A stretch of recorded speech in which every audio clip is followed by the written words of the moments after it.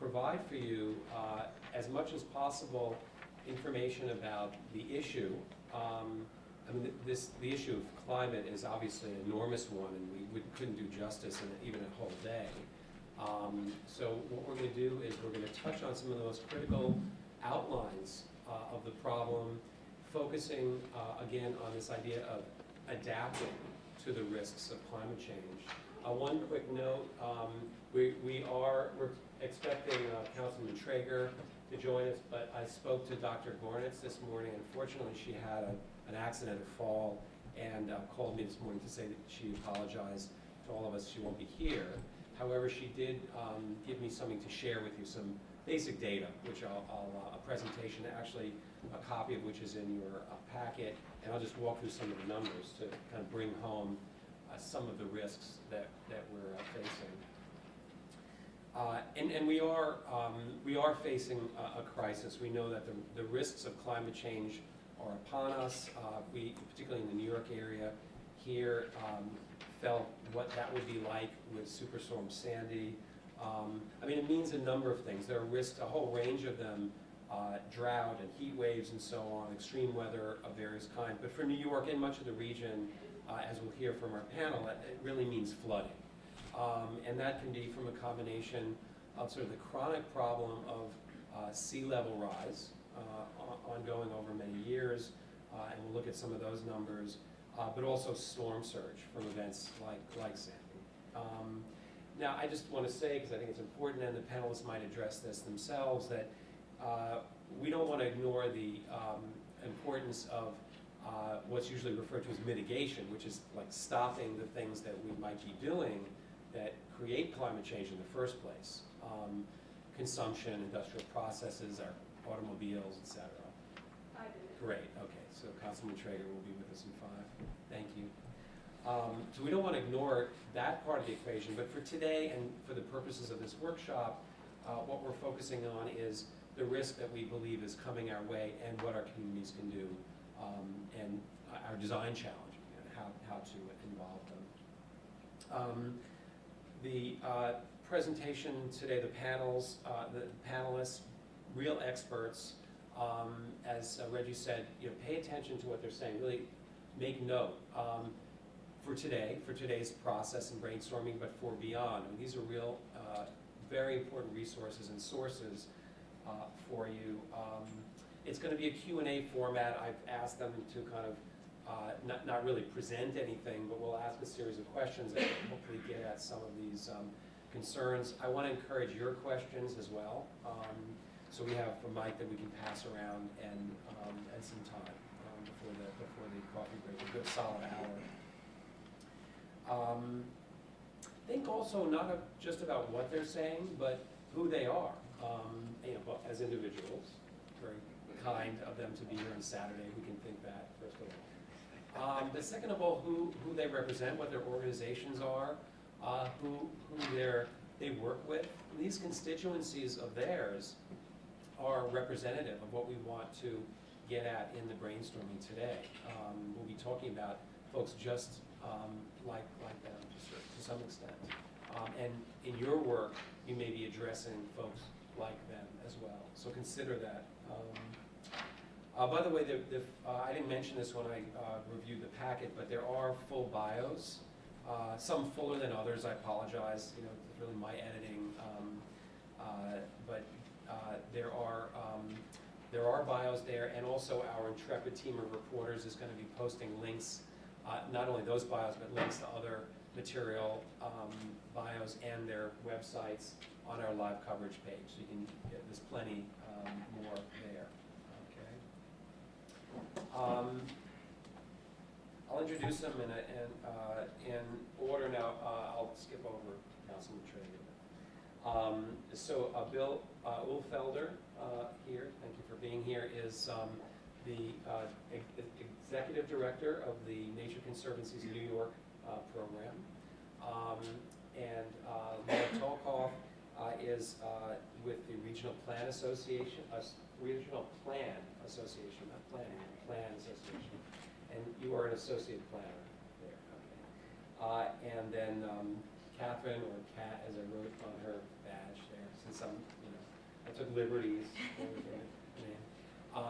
Is with Inside Climate News, and she, as you'll see in her bio, covers the climate issue among many others. And Inside Climate News won a Pulitzer for it, so not its climate coverage, although it's related energy coverage this past year, so they do a very fine job. Also, before we start with the panel, I just wanted to share with you and they're right up there. One thing I wanted to share with you for a moment was what can be done with one single project. This is kind of a response to this challenge of climate change resilience. Okay? I'll just spend a moment on this here. This is the site that I brought up before, AdaptNY.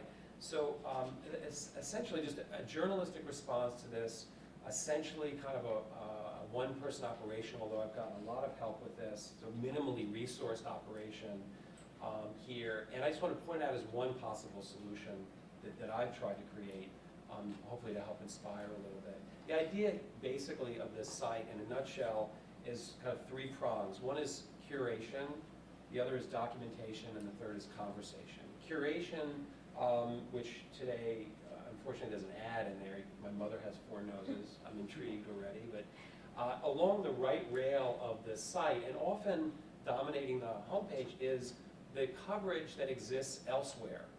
Both news coverage and the kind of give and take that you see on social media, I focus on that. So bring the existing conversation to the fore. But in order to better inform that conversation, I also bring in primary source documentation wherever possible.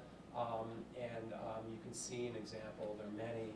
I'll bring this up since it relates to what Dr. Gornitz would talk about.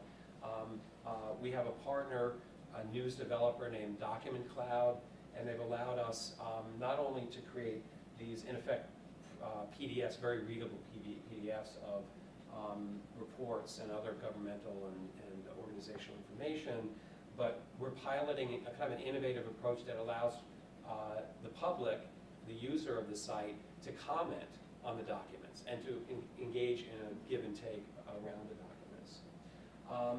The conversation part arises out of those two. Curation and documentation allow us to say, let's talk about this, let's keep this in the public fore, but let's do it in such a way that it's informed, an informed discussion. Because as you know, a lot of online discussion is, let's say, less informed, okay? And that's an important part of this equation. Now, we don't ignore the sort of old-fashioned shoe leather reporting that journalists do, and we had one other partner, I'll mention this very briefly, Gotham Gazette, some of you may know, is a public watchdog site in New York, and we partnered with them this fall, along with a team of reporters, to investigate how City Hall, the Bloomberg administration, was actually communicating its climate resilience policy at the neighborhood level, in effect, with community boards, which is part of what Councilman Traeger will talk about. And what we found is they really weren't. The communication was broken. And that generated a lot of discussion and conversation, and hopefully informed conversation. So, this workshop is part of this process as well.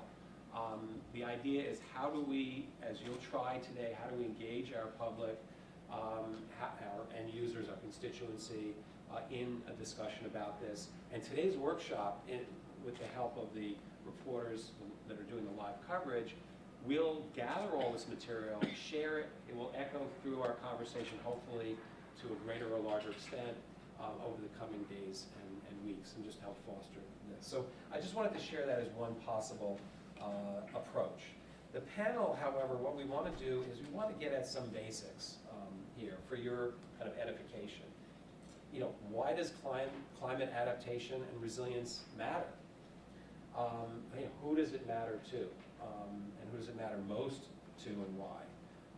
And what have we done in the past, and various institutions or individuals done to try to engage people, to try to involve people that it is important to, and what's worked and what's failed? Okay, so those are the kinds of things we want to try to get at with the panel. Now, I'll do one last thing and then shut up. Well, I'll ask my questions and shut up. But let me, since Dr. Gornitz wasn't able to come, let me just share with you very quickly something of her presentation. Let's see if I can find it here. Let's see. Window. Okay, sorry. Recent items. Let's see if I can find it here. I think this is it. Let's see. Yeah. Okay. So this is research that Dr. Gornitz did with a number of other climate researchers, including some folks at Columbia as well as CUNY people. And these reports are available. What she pointed out here, well, you'll see a couple of images that will bring back what happened during Sandy, the flooding in Hoboken, the PATH station, and Brooklyn's, the onslaught in Brooklyn. What happened as a result was that Mayor Bloomberg convened for a second time a panel to look at climate change, the New York City panel on climate change, as well, and that panel was meant to create some scientific grounding for what was to come in New York. There are links here, and we can share this presentation online as well as the links. In addition, the mayor put together a group to come up with recommendations. So there's kind of what are the risks, and then what is our response. Both of those reports were issued in June of last year. They can be found on the AdaptNY site in the documents section. But I just want to share with you what Dr. Gornitz was going to tell you, and I'm sure she could do it in a much more thorough and eloquent way. But what I just want to point out is what is projected for rising sea levels in New York City. Just to give you an idea, there are 3 ranges over a period of time: low, middle, and high. And if you just work with the middle range, you can see that by the 2020s, the sea level rise projected for New York City is 4 to 8 inches.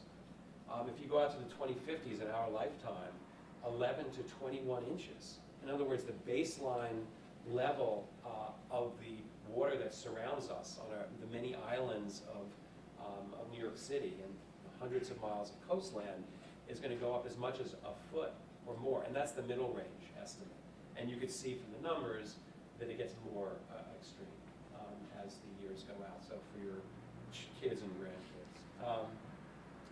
The other thing that she was going to share with you here was what that means in terms of what I mentioned, not just the sort of chronic issue of sea level rise, but the more acute issue of what happens during a storm.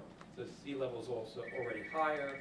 A storm comes along like Sandy, and you can see, and again, these are in your presentation packets, your folders, but if you look at some of the numbers, so you can actually find which is the pointer actually?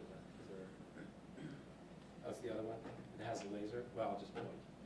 If you look at the at 2050, for example, the middle range, the chance of a 100-year flood, which is essentially what happened with Sandy, goes from the baseline of 1% to 1.7 to 3.2. That means 3 times the likelihood of a 100-year flood based on that middle range. Oh, Councilman, please. My apologies. Front and center. You can't hear from